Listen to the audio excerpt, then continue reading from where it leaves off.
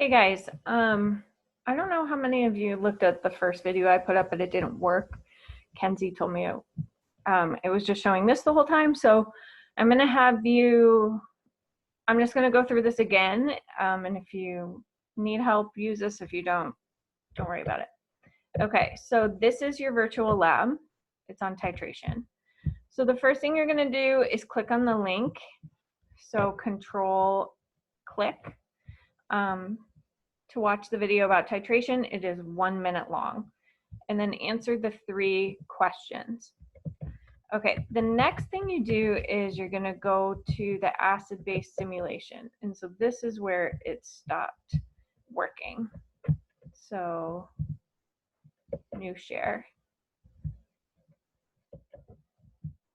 Okay, there we go. All right, so basically mine came up as the flash was blocked, so I'm gonna go here.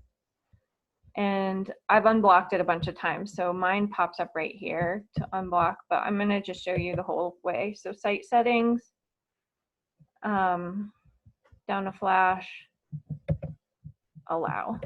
Okay, and then that should work.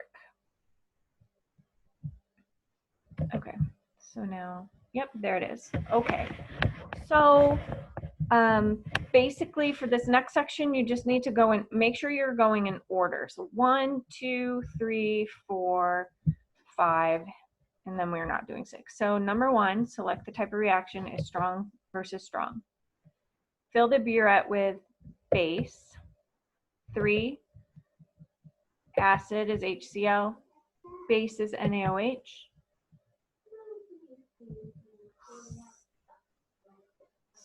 Select the indicator, phenolphthalein.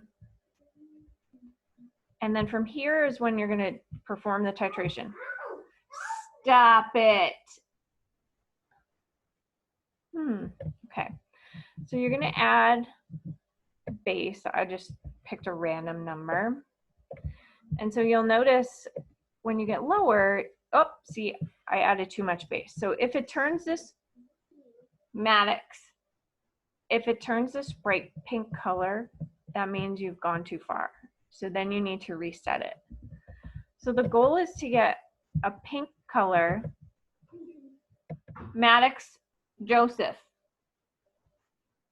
So you have to reset it, and the goal is to get a pink color where you can still see the stir rod going, okay? So I'll just show you kind of how to do that. Okay, so I'm adding base, not that much. You'll notice that the burette starts at, this one starts at 50 and goes down. Most burettes do not do that. They start at 0 and go to 50. Okay, so I'm adding base. When I add base, oh my gosh, my kids are making me crazy. Okay, I'm adding base. I'm adding, okay, so did you see that one? How when I added it, you could see some pink that stayed and then went away. So that's an indication you need to start doing drops. So the goal is to basically just add the drops until that pink color stays, but you can still see. Do you guys know I'm recording? Yeah. Then stop. Yeah. It's gonna be. Yeah. Someone save me. Okay, so that color is what you want. And then it just has to record the total volume. So I do not want you to record my volume because it changes every time. So please, if I see 20.56, I'm not giving you credit. Okay. Anyhow, going back. Hold on, let me okay. I just had to go talk to my children. Anyways, back to your lab. So part 1, after you do that, you're going to just describe the process of titrating. So like, what do you do in the lab? I don't know, you just saw it. And then what was your final volume? So remember, do not write the volume I got. They're all going to be different, so write the volume that you got. And actually go and play with this. So some people were not, I don't think, doing the actual simulations last time. So make sure you are actually doing the simulations. That's the point. Okay, then you're going to do the next part, which is titration with real data. So this is what a real burette looks like in the lab. This is filled with acid right now. Acids are clear. So you're going to just take the initial volume. So just take notice that it starts at 0 and it gets bigger as you go down. So this value is between 1 and 2. And you're reading the bottom of the meniscus. So it's super close to just 2 exactly, but you want to estimate out 2 digits. So for that one, I would say like, I don't know, 1.95, you might say 1.96, whatever you think it is. If you think it's 2 exactly, 2.00, 0, so you need 2 decimal places. And I'm going to check your data table for both accuracy of the measurement and 2 decimal places. Okay, this is the final volume of the acid. So we dispensed around 10 mils. So you want to measure the final volume. Again, that's 11 and that's 12. So just estimate out past 1 digit past what you see.